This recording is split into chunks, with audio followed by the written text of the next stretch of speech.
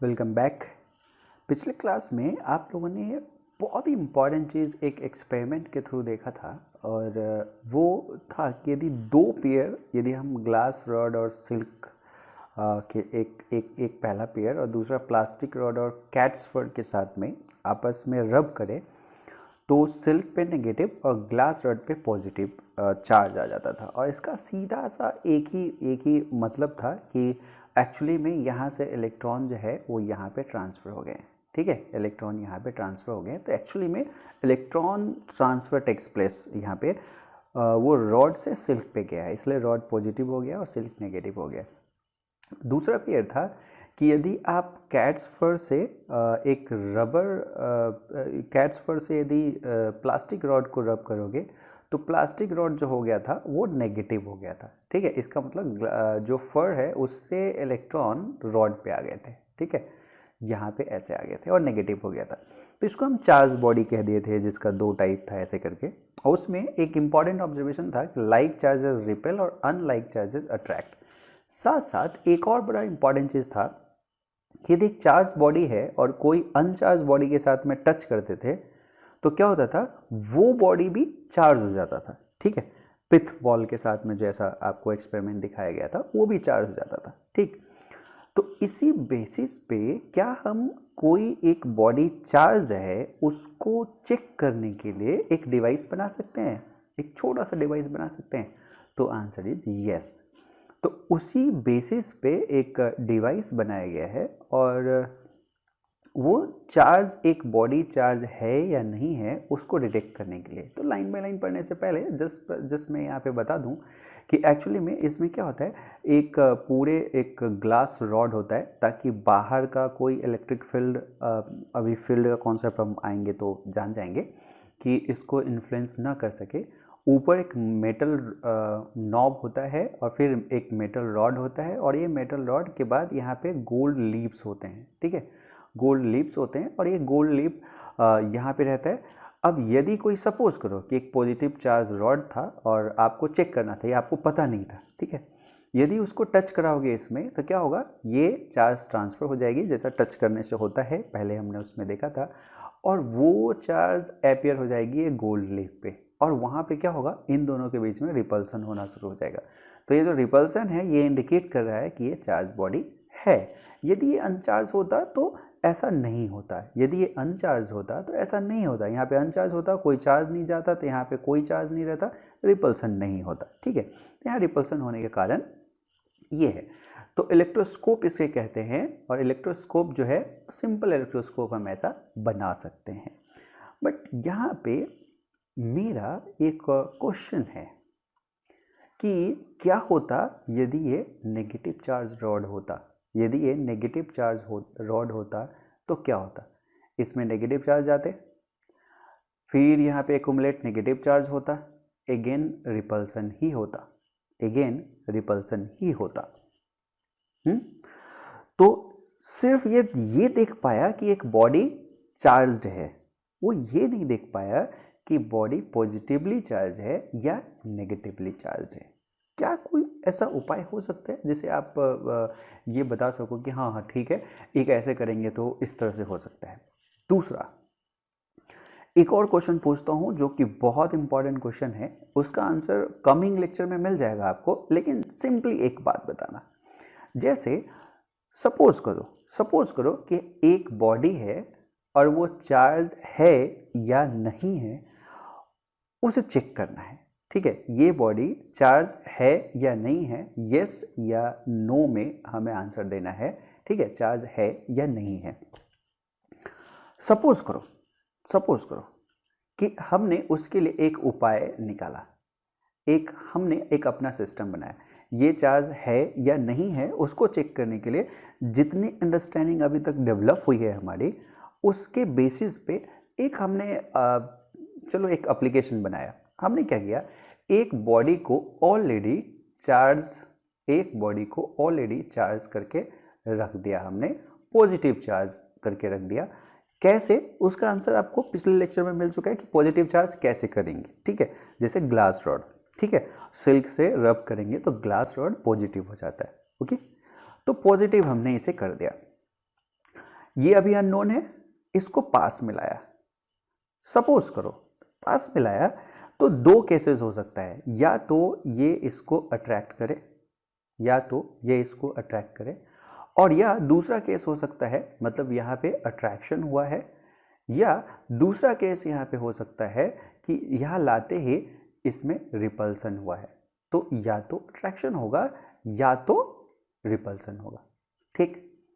Similarly obviously यहाँ पे वही एक अननोन बॉडी को लाते और यहाँ पे एक नेगेटिव चार्ज रख देते, यहाँ एक नेगेटिव चार्ज रख देते, ठीक है।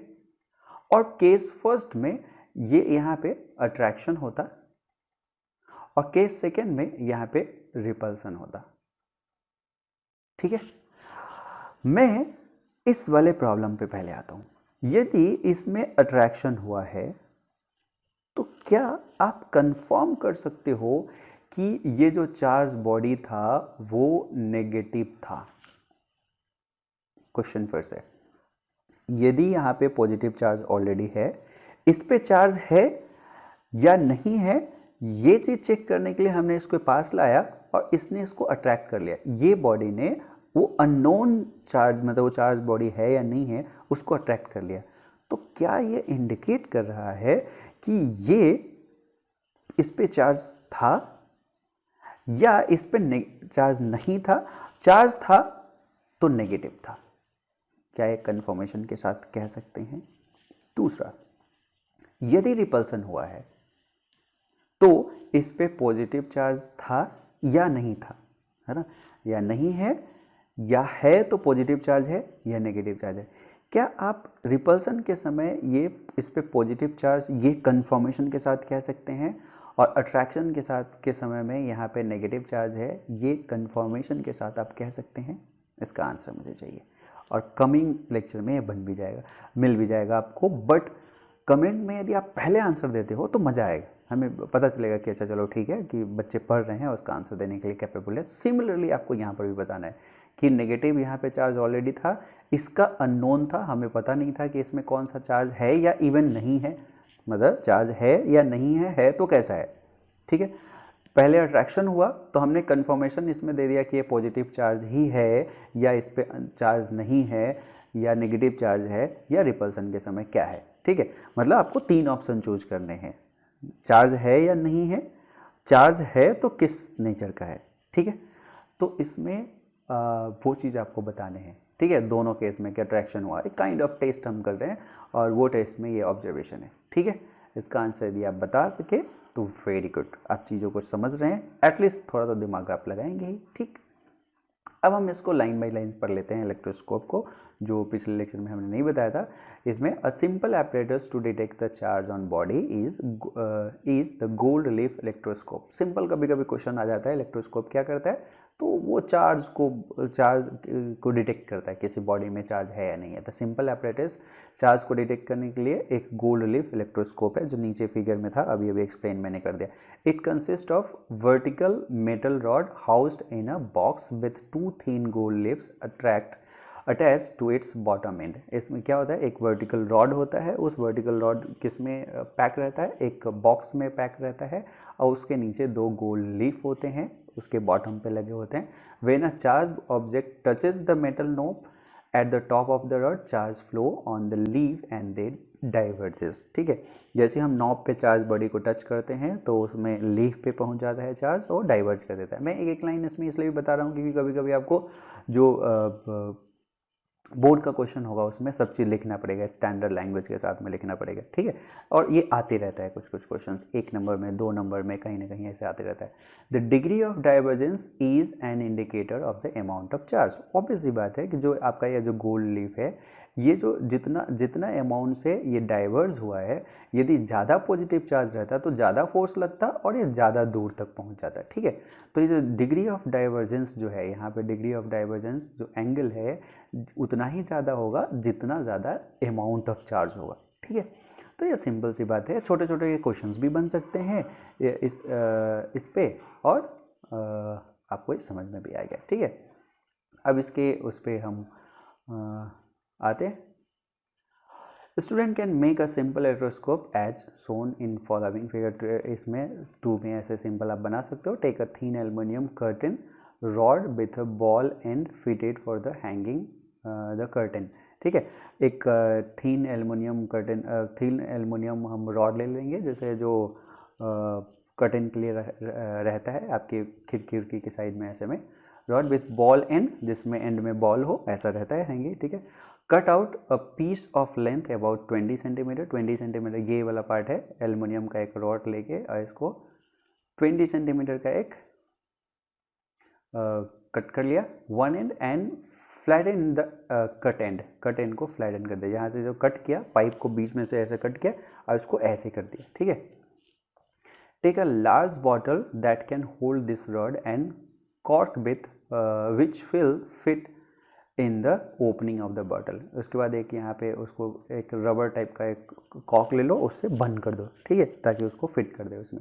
Make a hole in the cork sufficient to hold the curtain rod snugly. जैसे इसमें एक छोटा सा ऐसा रॉड ऐसे बना के उसमें रॉड आ जाए उतना तक होल कर दो। Slide the rod through a hole in a cork with the cut end on the lower side and the ball end projecting above the cork. जैसे यहाँ पे बॉल एंड ऊपर रह गया और जो जिसको कट हमने मार्क किया था 2 पार्ट में, वो नीचे करके ऐसे करके बना दिया। Fold a small thin aluminium foil about 6 centimetre in the middle and attach it to the flattened end of the rod by a cellulose tape। मतलब यहाँ पे एक टेप लगा के और आप क्या कर दो, यहाँ पे एक एल्युमिनियम फॉइल लगा दो। ठीक है, this forms the leaves of your electroscope. Electroscope हो गया। Fit the cork in the bottle with about 5 centimetre of the ball end projecting above the cork. इसमें थोड़ा सा 5 सेंटीमीटर क्या कर दो, ऊपर तक ऐसा रख दो, उसको फिट कर दो। ठीक है, a paper scale may be put inside the bottle in advance to measure the separation of the leaves. मतलब लीव्स के सेपरेशन के लिए आप वहाँ पे पेपर स्केल रख सकते हो। अच्छा, इतना डिग्री, इतना डिग्री, इतना डिग्री, ऐसे हुआ है। The separation is rough measurement of the amount of charge on the electroscope, क्योंकि जितना ज़्यादा सेपरेशन उतना ज़्यादा चार्ज। तो यहाँ पे जो सेपरेशन थीटा होगा प्रोपोर्शनल टू चार्ज यहाँ पे जो होगा वो होगा। ठीक है, to understand how the electroscope work use the white paper strip we use for seeing the attraction of charge body. ठीक है, वाइट पेपर को आप क्या कर सकते हैं, यूज कर सकते हैं इसके अफेक्ट को देखने के लिए। ठीक है, ताकि बॉटल के बाहर से आपको दिखता रहे। फोल्ड द स्ट्रिप, ये एक उपाय बताया गया है कि घर पे आप कैसे बना सकते हो।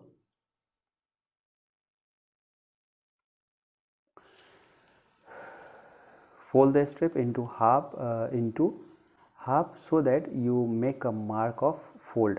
फोल्ड का मार्क, जैसे एक बड़ा सा स्ट्रिप लेके उसको फोल्ड का मार्क कर दिया। ठीक है, open the strip and iron it tightly with the mountain fold up. जैसे इस तरह से ऐसा कर गया, इस तरह से करके फोल्ड करके इस तरह से बना दो। ठीक है, as shown in figure 1/3। Hold the strip by pinching it, मतलब यहाँ से होल्ड करके अब पकड़ लो एट द फोल्ड।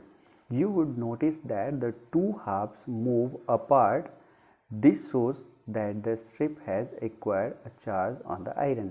ठीक है, क्योंकि ये दोनों चीज़ अपार्ट हो जाएगा, क्योंकि ऐसे आपने इसको होल्ड किया था तो चिपक जाना चाहिए था, लेकिन ये क्या होगा, ये दूर दूर चला जाएगा। ऐसे जैसे आप इसको फोल्ड करके ऐसे इस यहाँ से पकड़ के इसको मोड़ दिए, चिपक जाना चाहिए था, लेकिन आपने आयरन कर रखा है इसमें, इसलिए क्या रहेगा, ये दोनों दूर दूर रहेगा। When you fold it into half, both the halves have the same charge, hence they repel each other। क्योंकि सेम चार्ज था, क्योंकि आपने आयरन इसमें कर दिया था, तो वो क्या करेगा, रिपेल करेगा। The same effect is seen in the leaf electroscope. Same leaf electroscope में यहाँ पर भी देखा जाता है। ठीक है, on charging the curtain rod by touching the ball and with an electrified body. कोई भी इलेक्ट्रीफाइड बॉडी होगा तो उसे हम क्या करेंगे, इसका जो वो एंड है, नोब वाला जो एंड है, इसको यहाँ पे जैसे ही टच करेगा तो ये वाला पार्ट क्या होगा, अपार्ट होना शुरू हो जाएगा। ठीक, इसको हम मिटा देते हैं नेक्स्ट देखने के लिए। तो सिंपल है, ये एक तरह से प्रैक्टिकल है, और साइंस पढ़ने के लिए आपको घर पे ये सब छोटे छोटे प्रैक्टिस करने भी चाहिए। इससे आपको पता चलेगा कि अच्छा यहाँ पे चार्जिंग है, आयरन करने से पेपर पे चार्ज हो गया था, hence they repel each other हो गया था। On charging the curtain rod by electrified body, वो charge transfer to the cotton rod and the attached aluminium foil, attached aluminium foil पे वो ट्रांसफर हो जाएगा। Both the half of the foil gets similar charge and therefore repel each other। The divergence in the leaves depends on the amount of charge on them. ठीक है, let us first try to understand why material bodies acquire charge. Material body क्यों charge acquire करता है ये हमें समझना है। ठीक है, अभी तक के लेक्चर में जस्ट हम जान रहे थे कि अच्छा चार्ज बॉडी जो है वो मतलब इसमें चार्ज आया है, ऐसा हमने जस्ट डिफाइन किया था। क्यों आया था ये पता नहीं, अभी तक नहीं बताया गया था इसमें। तो you know that all matter is made up of atom and और मॉलिक्यूल्स। जितने भी मैटर है वो एटम से बने हुए हैं या मॉलिक्यूल से बने हैं, है ना, एंड और molecules. Although normally the material are electrically neutral. Material अक्सर क्या होता है, इलेक्ट्रिकली न्यूट्रल होता है। They do contain charges but their charges are exactly balance.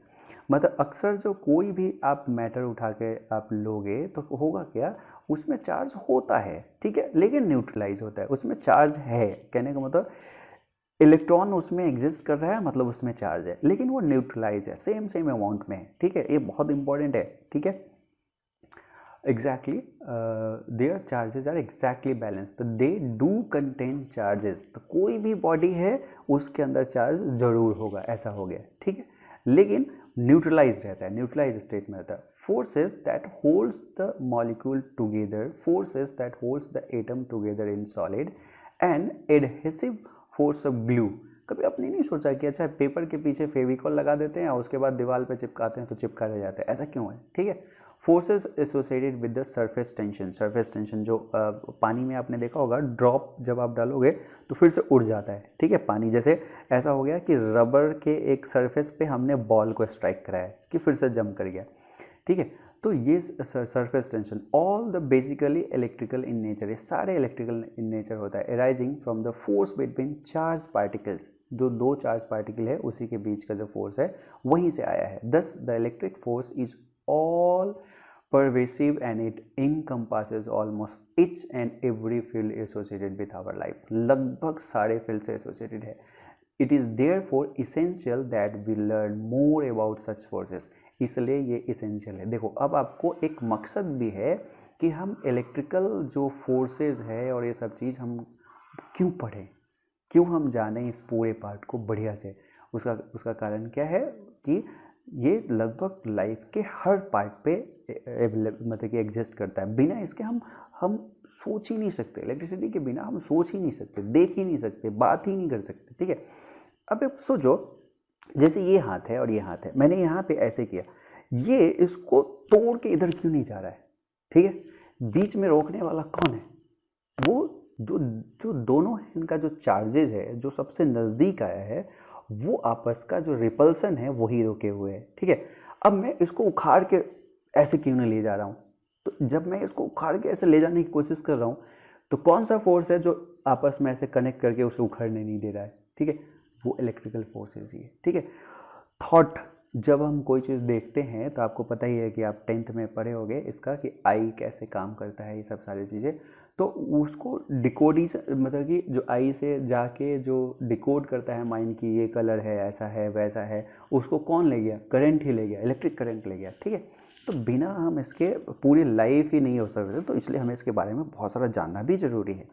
To electrify a neutral body, अब बॉडी में चार्ज है, ये इंपॉर्टेंट पॉइंट था, लेकिन वो न्यूट्रल स्टेट में है। ठीक है, यदि उसको इलेक्ट्रीफाई करना है, ठीक है, मतलब उसको चार्ज बनाना है, तो हम उसको कहेंगे कि इलेक्ट्रीफाई किए हैं। वी नीड टू ऐड और remove one kind of charge, किसी एक तरह के चार्ज को वहाँ से हटाना पड़ेगा, क्योंकि दोनों तरह के चार्ज को आप यदि एक न्यूट्रल बॉडी से दोनों तरह के चार्ज को हटा दोगे, मतलब जितना पॉजिटिव आप बाहर ले गए उतना ही नेगेटिव यदि आप बाहर ले जाएंगे तो न्यूट्रल का न्यूट्रल ही रहेगा। तो किसी एक टाइप के बॉडी को क्या कर देना है? बाहर ले जाना है। ठीक है, when we say that a body is charged, we always refer to this excess charge or deficit of charge। इसीलिए अब यहाँ पे बहुत इंपॉर्टेंट पॉइंट आ गया कि कोई बॉडी चार्ज है तो सीधे से मतलब है कि वहाँ पे एक्सेस ऑफ चार्ज है या डेफिसिट ऑफ चार्जेस है। ठीक है, चार्ज एक्सेस में है या डेफिसिट में है। In solid some of the electrons being less tightly bound in the atom are the charges which are transferred from one body to other। कुछ ऐसे मेटल्स हैं जिसमें जो इलेक्ट्रॉन्स जो होते हैं वो इलेक्ट्रॉन्स क्या होते हैं, लूजली बाउंड होते हैं। तो वो क्या होते हैं, एक बॉडी से दूसरे बॉडी पे चले जा सकते हैं। ठीक है, तो इसका मतलब इलेक्ट्रॉन के जाने की वजह से ये चार्ज हो जाएगा। ठीक है, transfer of one body. A body can thus be charge positively by losing some of the electrons. तो इसका मतलब यदि कोई बॉडी है तो वहाँ से यदि इलेक्ट्रॉन लूज होता है, इलेक्ट्रॉन यदि लूज होता है तो हम कहेंगे कि क्या हो गया, ये पॉजिटिव हो गया है। क्लियर, क्योंकि यहाँ से इलेक्ट्रॉन चले गए हैं।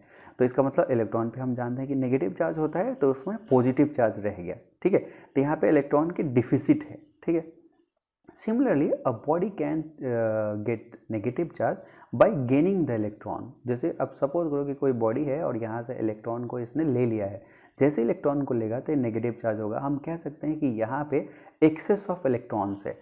तो इलेक्ट्रॉन, अब मैं बात कर रहा हूँ यहाँ पे कि ऐसा हम इलेक्ट्रॉन को लेके ही ये चार्ज के बारे में क्यों बात किए, हम प्रोटॉन को लेके क्यों नहीं बात किए, न्यूट्रॉन को तो लेके नहीं कर सकते हैं क्योंकि न्यूट्रॉन में चार्ज ही नहीं होता है।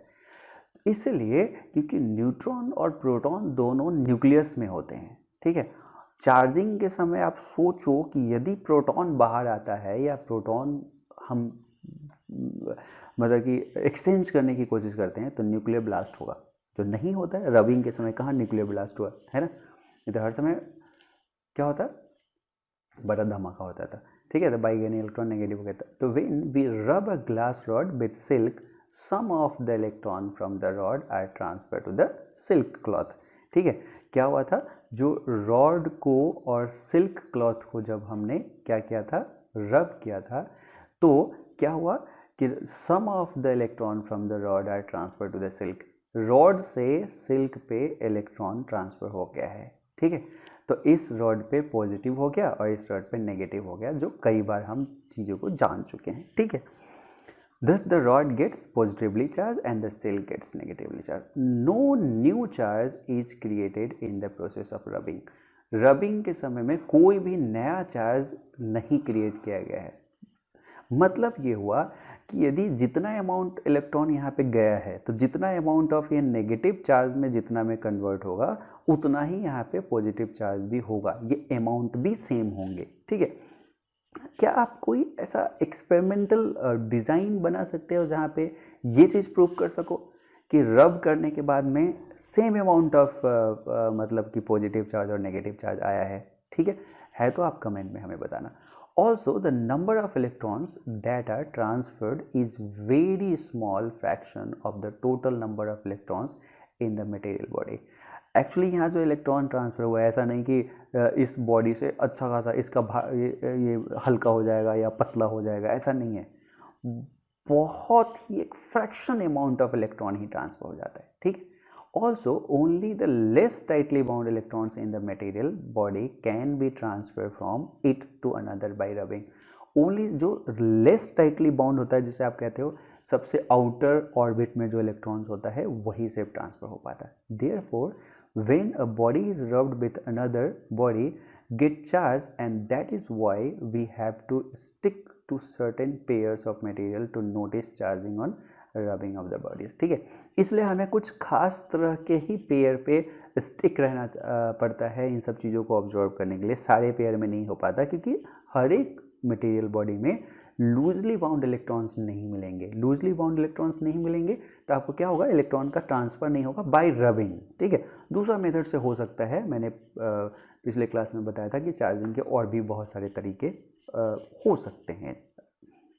ठीक है, तो बाय रबिंग में इसी वजह से ऐसा होता है। ठीक है, तो ये क्लास को मैं यहीं पे एंड करता हूँ, जहाँ पे आपने इलेक्ट्रोस्कोप देखा जिससे आप चार्ज बॉडी को देखते हैं। एक क्वेश्चंस मैंने आपको दिया है, पूछा है, बहुत इंपॉर्टेंट, आपको बताना है कि वो ट्रू टेस्ट क्या है, कि एक्चुअली में एक चार्ज बॉडी है तो वहाँ पे अट्रैक्शन या रिपल्सन हुआ है, तो आप क्या कह पा रहे हैं कि वो अननोन था या वो अननोन पे चार्ज था या नहीं था तो किस तरह का चार्ज था। ठीक है, इस चीज़ को आप क्या करो, आप कमेंट में लिखो। ठीक है, मैं अभी आपको कमिंग जितने भी अभी क्लासेस होगा, अभी जैसे क्योंकि चार्ज का एक पोर्शन ख़त्म होता है तो मैं आपको एक बड़ा असाइनमेंट भी दूंगा जिसमें उस पर बेस सारे क्वेश्चंस होंगे। ठीक है, और मेंस के क्वेश्चंस और नीट के क्वेश्चंस साथ साथ सॉल्व कराए जाएंगे। ठीक, अलग वीडियोज़ में। ठीक। ठीक है। और कई बार मैं बोल चुका हूँ कि व्हाट्सएप पे आपको एक ग्रुप बनाना पड़ेगा, जिस ग्रुप में आप जैसे ही ऐड होगे तो उसमें बाकी मटेरियल्स जाते रहेंगे पीडीएफ के फॉर्मेट में, मतलब स्टडी मटेरियल कोई भी है, कंक्लूजन का कोई पार्ट है, असाइनमेंट्स है। अदरवाइज यहाँ पर भी असाइनमेंट रहेगा, आप स्क्रीन स्नैप भी ले सकते हैं, लेकिन वहाँ पे डिस्कस कर सकते हैं, ठीक है। आपके पास एक फ्रीडम रहेगा एक अच्छा सा, ठीक है। तो नेक्स्ट क्लास में हम कंडक्टर एंड इंसुलेटर पढ़ेंगे। ओके।